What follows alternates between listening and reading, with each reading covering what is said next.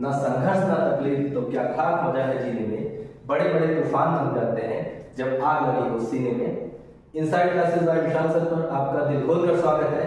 तो एक motivational line के साथ आप शुरुआत करते हैं। न थके हैं पैर अभी, न हिम्मत हारी है, जज्बा है जीतने का, इसलिए यह सफर जारी है। आज जो क्लास होने वाली है वो आपका स्पेशली केमिस्ट्री की क्लास होगी और केमिस्ट्री में कुछ मूलभूत चीजों के बारे में हम ध्यान देंगे। तो जैसे केमिस्ट्री में आपका तीन फंडामेंटल क्वांटिटीज होती हैं, तीन फंडामेंटल पार्टिकल्स होते हैं। इसके पहले हम जान लेते हैं कि केमिस्ट्री के कितने पार्टिकल्स को डिवाइड किया गया है। तो बेसिकली जो इस लेवल पे आपको पढ़ना होता है वो केमिस्ट्री को हम तीन पार्ट में डिवाइड करते हैं। पहला जो पार्ट होता है हमारा उसे इनऑर्गेनिक बोलते हैं। इनऑर्गेनिक मतलब होता है अकार्बनिक रसायन, इनऑर्गेनिक केमिस्ट्री। दूसरा होता है आपका ऑर्गेनिक केमिस्ट्री, इसको हम बोलते हैं कार्बनिक। और थर्ड आपका होता है फिजिकल केमिस्ट्री, फिजिकल को बोलते हैं भौतिक रसायन। अब बात कर लेते हैं फंडामेंटल पार्टिकल्स की। फंडामेंटल पार्टिकल्स जो होते हैं हमारे वो तीन हैं। एक इलेक्ट्रॉन है, इसके ऊपर नेगेटिव चार्ज होता है। एक प्रोटॉन है, इसके ऊपर पॉजिटिव चार्ज होता है। और थर्ड होता है आपका न्यूट्रॉन, जो इसके ऊपर चार्ज ही नहीं होता, अर्थात हम कह सकते हैं वह चार्जलेस होता है। फिर न्यूक्लियस, न्यूक्लियस जो होता है पॉजिटिव होता है। आप लोग ये जानते होंगे ये धनावेशित होता है। और धनावेशित क्यों होता है? क्योंकि ये जो बना होता है न्यूट्रॉन और प्रोटॉन के समेशन से बना होता है, मिलकर बना होता है। और पहले जैसा आपको बताया जा चुका है कि प्रोटॉन के ऊपर पॉजिटिव चार्ज होता है और न्यूट्रॉन के ऊपर नेगेटिव चार्जलेस होता है न्यूट्रॉन। तो वैसे आप देख लीजिए कि अगर प्लस में आप जीरो जोड़ेंगे तो क्या मिलेगा? प्लस ही मिलेगा। इसी वजह से ये क्या होता है? पॉजिटिव होता है। और इसके चारों तरफ चक्कर लगाता है इलेक्ट्रॉन। उसके बाद बात होती है एटॉमिक नंबर। एटॉमिक नंबर का मतलब होता है परमाणु क्रमांक। परमाणु क्रमांक होता है किसी तत्व में उपस्थित इलेक्ट्रॉनों की संख्या और प्रोटॉनों की संख्या को ही हम परमाणु क्रमांक कहते हैं। इसे हम Z से प्रदर्शित करते हैं। Z इक्वल होता है P इक्वल E, अर्थात नंबर्स ऑफ इलेक्ट्रॉन और numbers of proton present in any atom, that is called the atomic number. It is represented by G। Z atomic weight, इसको हम हिंदी में कहते हैं परमाणु भार। तो बच्चों परमाणु भार जो होता है वो summation of proton and neutron. तो प्रोटॉन और न्यूट्रॉन के मिलने से परमाणु भार बनता है, अर्थात इसे कहते हैं परमाणु भार। और फिर बात आती है आइसोटोप्स की। आइसोटोप माने समस्थानिक होता है। तो ऐसे यौगिक जिनके परमाणु क्रमांक तो समान होते हैं लेकिन उसके परमाणु भार जो होते हैं वो भिन्न भिन्न होते हैं। आइए सबसे पहले जान लेते हैं कि कैसे परमाणु भार हम समझेंगे, कैसे परमाणु क्रमांक समझेंगे। मान लेते हैं कोई एक X एलिमेंट होता है। X एलिमेंट में यहाँ पर अगर A लिखा है, यहाँ B लिखा है, तो इस B को हम बोलते हैं परमाणु भार। B को क्या बोलते हैं? परमाणु भार बोलते हैं। और A को बोलते हैं परमाणु क्रमांक। तो परमाणु क्रमांक जो होता है, एटॉमिक वेट, एटॉमिक नंबर जो होते हैं वो नीचे के साइड लिखे जाते हैं। और एटॉमिक वेट जो होता है इसे मास नंबर बोलते हैं, वो ऊपर की तरफ लिखे जाते हैं। ये हो गया। तो जैसे इसमें क्या होगा? सम माने समान होता है, स्थानिक मतलब स्थान से। और यहाँ स्थान से जो तात्पर्य है वो परमाणु क्रमांक से है। तो वे तत्व जिनके परमाणु क्रमांक समान होते हैं और परमाणु भार भिन्न होते हैं उसे कहते हैं हम समस्थानिक। समस्थानिक के एग्जांपल जैसे हाइड्रोजन में तीन समस्थानिक होते हैं। इसको प्रोटियम बोलते हैं, एक को ड्यूटेरियम बोलते हैं, एक को बोलते हैं ट्राइटियम। 1s1, 1s2, 1s3, ऐसे ढेर सारे होते हैं। जैसे क्लोरीन के भी आइसोटोप्स होते हैं। फिर अगले टॉपिक पे हम जब बात करते हैं वो होता है समभारिक। अच्छा, समभारिक में क्या होता है? सम माने समान, भारिक मतलब भार से। तो जिनके परमाणु भार समान होते हैं और परमाणु क्रमांक भिन्न भिन्न होते हैं उसे हम क्या कह देते हैं? उसे परमाणु भार कह देते हैं। अब देख लेते हैं बात क्या होती है परमाणु भार की। तो परमाणु भार जो होता है, समभारिक जो होता है, समभारिक इसको बोलते हैं आइसोबर्स। आइसोमर्स में क्या होता है कि it is same in atomic weight but different in atomic number. मतलब वे तत्व जिनके परमाणु भार तो समान होंगे लेकिन उनके परमाणु क्रमांक क्या होंगे, भिन्न भिन्न होंगे। जैसे आपका सल्फर ले लिया जाए या आर्गन ले लिया जाए, आर्गन का 18 लेकिन ये इसका परमाणु भार क्या होता है 40। आर्गन, पोटेशियम और कैल्शियम, तो कैल्शियम के भी 40। तो आप यहाँ पर देख रहे हैं, इसके पहले बता चुके, जो ऊपर की तरफ लिखा जाएगा वो होगा आपका परमाणु भार, जो नीचे लिखा जाएगा वो आपका होगा परमाणु क्रमांक। तो आर्गन, पोटेशियम और कैल्शियम, तो इस तरीके से हम ये समझ गए कि समभारिक क्या होता है। समभारिक का मतलब समान और भारिक मतलब भार, अर्थात जिसका परमाणु भार समान होता है और उसके और परमाणु क्रमांक भिन्न भिन्न होते हैं, उसे क्या कहते हैं, समभारिक कहते हैं। आई होप ये बात आपको समझ में आई होगी। उसके बाद इसमें जो सबसे ज्यादा इंपॉर्टेंट टॉपिक्स है उस पर हम बात कर लेते हैं, जिसको कहते हैं इलेक्ट्रॉनिक विन्यास। जब तक मुझे ये नहीं आएगा समझ में इलेक्ट्रॉनिक विन्यास क्या होता है, तब तक ये केमिस्ट्री की जान है एक प्रकार से। हम जान को ऐसे दूसरे कह देते हैं, लेकिन केमिस्ट्री की जान है एक प्रकार से, ये समझिए आप लोग, है ना। और इसको बहुत ध्यान से समझना है। इसको बोलते हैं इलेक्ट्रॉनिक कॉन्फ़िगरेशन। इसको समझने से पूर्व आपको एक चीज जानना बहुत अनिवार्य है, और वो चीज है जैसे सेल क्या होता है और सबसेल क्या होता है। सेल जो होता है उसको कोष बोलते हैं और सबसेल को बोलते हैं उपकोष। इलेक्ट्रॉनिक विन्यास को समझने के लिए सबसे पहले जो आवश्यक चीजें हैं वो हमारा कोष है। कोष मतलब जहां पर इलेक्ट्रॉन जो होते हैं निम्न ऊर्जा स्तर से उच्च ऊर्जा स्तर में रहते हैं, और 4 प्रकार के कोष KLMN। तो अब बात करते हैं कि कोष में इलेक्ट्रॉनों की संख्या होती कितनी है। तो बोरबली एक साइंटिस्ट थे, उन्होंने ये बताया था कि the numbers of maximum numbers of electron present in any shell is 2n square. 2n square होता है, जहां पर n क्या होता है, नंबर्स ऑफ सेल होते हैं। अब वैल्यूज हम पुट करके आपको ये दिखा देते हैं कैसे 2 होता है, किस 8 होता है, 18 होता है, 32।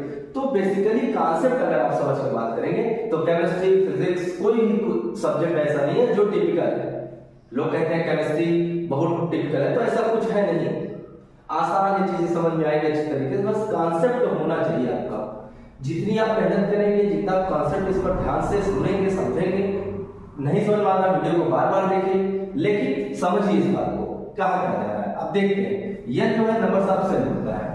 अगर n की वैल्यू 1 रख देते हैं तो 2 × 1 = 2 आ जाता है, इसलिए k में मैक्सिमम नंबर्स ऑफ इलेक्ट्रॉन जो होते हैं वो 2 होते हैं।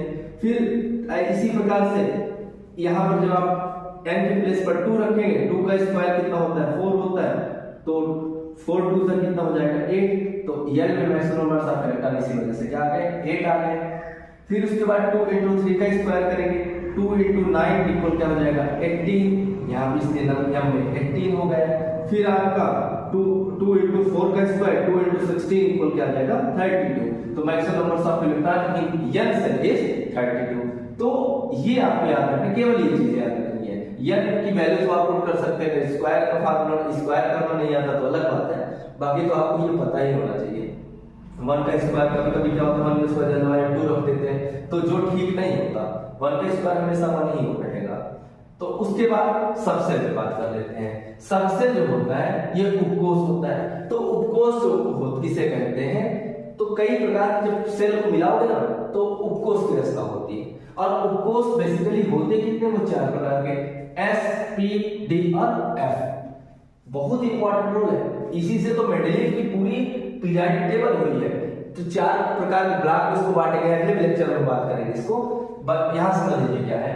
S में अधिकतम इलेक्ट्रॉनों की जो संख्या होती है 2 होती है, P में 6 होती है, D में 10 होती है, F में 14 होती है। ऐसा क्यों होता है इसका रीजन समझिए, वो रीजन आपको बता देगा जब आप समझ लेंगे ऑर्बिटल्स। ऑर्बिटल्स क्या होता है? ये किसी नाभिक के चारों ओर का वह क्षेत्र जहां पर इलेक्ट्रॉन के पाए जाने की संभावना होती है। वैसे भी जो न्यूक्लियस होता है, न्यूक्लियस के चारों तरफ चक्कर कौन लगाता है? इलेक्ट्रॉन चक्कर लगाता है। ये पहला कोष होता है, ये दूसरा होता है, ये तीसरा होता है। तो सेल में वो मूव करते रहते हैं, सेल में वो चक्कर लगाते रहते हैं। तो ऑर्बिटल जो होता है, इसका ये सिंबल होता है, और किसी एक ऑर्बिटल में अधिकतम 2 इलेक्ट्रॉन पाए जाते हैं, और 2 इलेक्ट्रॉन पाए जाते हैं जिसके भरने की दिशा पहले ऊपर की तरफ भरते हैं इलेक्ट्रॉन को इस तरीके से अपवर्ड डायरेक्शन, और दूसरा इलेक्ट्रॉन डाउनवर्ड डायरेक्शन। तो इसी वजह से पी में अगर हम देख लें तो पी में कितने ऑर्बिटल्स होते हैं? 1 ऑर्बिटल्स होते हैं, क्योंकि इसमें इलेक्ट्रॉन हमको 2 ही भरने हैं, पी में अधिकतम 2 इलेक्ट्रॉन पाया जाता है। तो 1 ऑर्बिटल हम यस उपकोष बना लिए, तो इस तरीके से एक अपवर्ड डायरेक्शन इलेक्ट्रॉन भर दिए और एक डाउनवर्ड डायरेक्शन में। पी सबसेल में 3 ऑर्बिटल्स, ये 3 ऑर्बिटल्स यहां बना लेते हैं। 3 ऑर्बिटल्स हो गए। 3 ऑर्बिटल्स में इलेक्ट्रॉन हमको चूंकि एक में 2 ही भर पाते हैं, इसलिए 6 हमको यहाँ फिलअप करने हैं, इसलिए इसकी 3 की जरूरत पड़ी। तो 1 electron, 2 electron, 3 electron, 4 electron, 5 electron और 6 इलेक्ट्रॉन। इस तरीके से पी सबसेल आ गया आपका। पी सबसेल में 3 ऑर्बिटल हो गए, इलेक्ट्रॉन कितने हो गए? 6 हो गए। उसके बाद डी की बात कर लें। डी में इलेक्ट्रॉन जो हमको फिलअप करने हैं वो 10 करने हैं, और आपका ऑर्बिटल 5 है, तो 5 ऑर्बिटल्स हमने बना दिया। सबसे पहले देखिए, कभी भी इस प्रकार की गलती मत कीजिएगा। इलेक्ट्रॉन को ऐसे मान लीजिए 2 ही हमको भरना, जहां 2 बार खत्म कर दे तो एग्जामिनर भी क्या कर देगा? खत्म कर देगा आपको, अर्थात आपके नंबर क्या हो जाएंगे? शून्य हो जाएंगे। तो 2, 3, 4, 5, 6, 7, 8, 9 और 10। उसके बाद एफ जो सबसे होता है, इसमें 7 प्रकार के ऑर्बिटल्स होते हैं। 7 ऑर्बिटल्स 1, 2, 3, 4, 5, 6, 7। तो 1, 2, 3, 4, 5, 6, 7, 8, 9, 10, 11, 12, 13 और 14। तो इस प्रकार से हमने देख लिया कि यहाँ पर 7 ऑर्बिटल की जरूरत क्यों पड़ गई, क्योंकि हमको 14 इलेक्ट्रॉन फिलअप कर लेते। अब बात आती है कि इलेक्ट्रॉनिक कॉन्फ़िगरेशन हम कैसे निकालेंगे, किसी भी एलिमेंट का इलेक्ट्रॉनिक कॉन्फ़िगरेशन कैसे निकालेंगे। उसके पहले एक अबाव प्रिंसिपल हम समझेंगे। अबाव प्रिंसिपल में क्या होता है कि इलेक्ट्रॉन का जो भराव होता है वो निम्न ऊर्जा स्तर से उच्च ऊर्जा स्तर होता है, lower energy level to higher energy level में होता है। तो हम अबाव प्रिंसिपल पर बात करेंगे। अबाव प्रिंसिपल में अगर अबाव प्रिंसिपल आपको समझ में आ गया तो आई होप कि आपको बहुत अच्छे ढंग से समझ में आ जाएगा कि इलेक्ट्रॉनिक कॉन्फ़िगरेशन हम सब सेल में कैसे करेंगे। सेल में तो हम आसानी से कर देते हैं, जैसे वैसे आपको तो ये तैयार हो जाना चाहिए कि पहला एलिमेंट हमारा हाइड्रोजन, फिर उसके बाद हीलियम, फिर lithium, beryllium, boron, carbon, nitrogen, oxygen, fluorine और नियम। ये 10 होते हैं। यहाँ लिख देते हैं एटॉमिक नंबर्स के, पहले बता चुके आपको 1, 2, 3, 4, 5, 6, 7, 8, 9, then 10। अब इसका इलेक्ट्रॉनिक कॉन्फ़िगरेशन करते हैं K, L, M, N। तो हाइड्रोजन जो होता है आपका वो K में चूंकि मैक्सिमम नंबर ऑफ इलेक्ट्रॉन तो होते हैं, लेकिन हमको एक की जरूरत है, ये इलेक्ट्रॉन ही है। एटॉमिक नंबर क्या होता है? एटॉमिक नंबर पहले बता चुके हैं। द मैक्सिमम एटॉमिक नंबर जो होते हैं किसी भी एलिमेंट में, how many numbers of electron are present, how many numbers of proton are present, यही होता है। अर्थात कि कितने इलेक्ट्रॉन है और कितने प्रोटॉन, यही कुल मिलाकर एटॉमिक नंबर होता है, परमाणु क्रमांक। तो इलेक्ट्रॉन हो गए। अब यहाँ 2 हमने फिलअप कर दिया, यहाँ 2 और 1 कर दिया। क्यों? क्योंकि अब K में मैक्सिमम हमको कितना रखना होता है? 2 ही रखना होता है। उसके बाद L का भी तो नंबर लगा लीजिए, L का नंबर हो गया। उसके बाद इसमें 2 और 2 कर, इसको कहाँ तक ले जाएंगे? क्योंकि L में 8 तक होता है।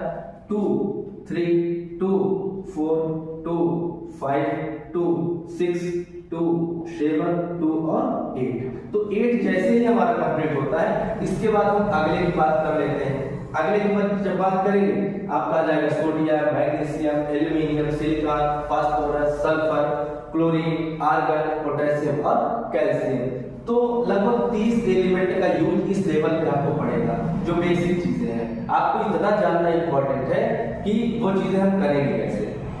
उसके बाद scandium, titanium, vanadium, chromium, manganese, ferrous, cobalt, nickel, copper और जिंक, ये 30 जो एलिमेंट होते हैं, बस इतना ही अभी बेसिक चीजों में आपको समझनी है। अब यहां तक अगर आपको समझ में आ गया, इसके बाद अगर सोडियम की बात कर लेंगे तो सोडियम का हो जाएगा Na जिसको कहते हैं 11, तो 2 8 1, यहां तक तो हमने 8 के बाद इसका नंबर हम लगा लेंगे ना, इसका नंबर लगा लेंगे। ये चीजें समझ लीजिए जरा। Sodium, magnesium 2 8 2, aluminium 2 8 3, aluminium, silicon 2 8 4, phosphorus 2 8 5, sulphur 2 8 6, chlorine 2 8 7, argon 2 8 8। अब देखिए यही ध्यान देने वाली बात है, पोटेशियम का लोग जल्दबाजी में 2 8 9 कर देते, जबकि ऐसा नहीं होता।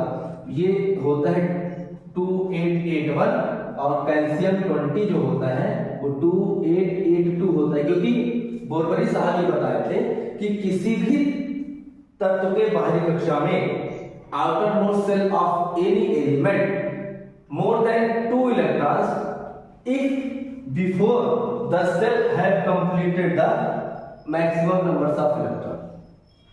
किसी तत्व के बाहरी कक्षा में 2 से अधिक इलेक्ट्रॉन तब हो सकते हैं जब उसके पहले वाली कक्षा पूर्ण रूप से भरी हो। तो ऐसा तो है नहीं, क्योंकि यहाँ से 18 होता है। इसके बाद की बात हम अगले टॉपिक में करने वाले हैं। तो यहाँ तक आप रिपीट कीजिए, अच्छे से वीडियो को देखिए, सब्सक्राइब कीजिए, शेयर कीजिए, लाइक और कमेंट कीजिए। जो आपको असुविधा हो उसे कमेंट करके बताइए, आपकी असुविधाओं को दूर किया जाएगा। और वीडियो को अपने दोस्तों के साथ शेयर कीजिए, सब्सक्राइब कीजिए।